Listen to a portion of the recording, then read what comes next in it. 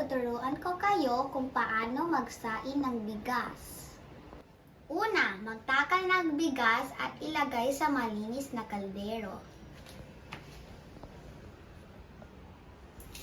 Isa.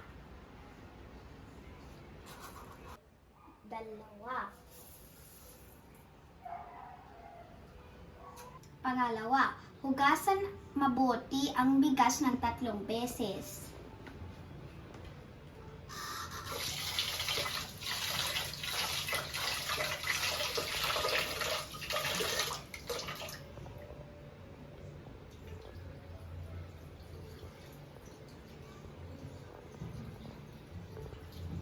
Isa.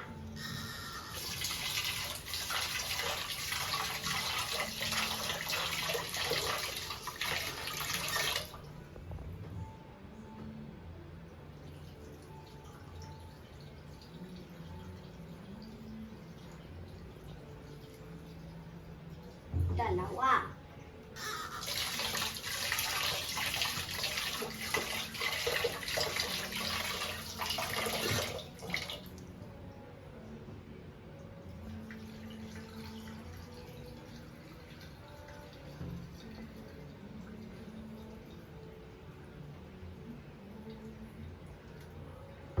Tatlo. Pangatlo, lagyan ng tubig na naaayon sa dami ng bigas.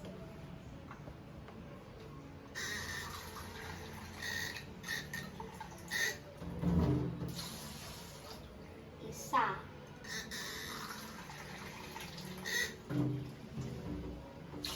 Dalawa.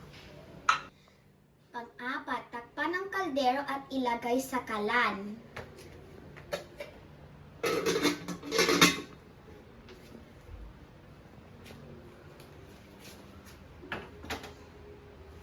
Panglima, kapag kumukulo na, tanggalin ang takip ng kaldero. At hinaan ang apoy. Pang-anim, takpan ng kaldero at hayaan itong maluto. Yun po ang mga hakbang sa pagsasain ng bigas. Kapag luto na, ihain ito na mainit.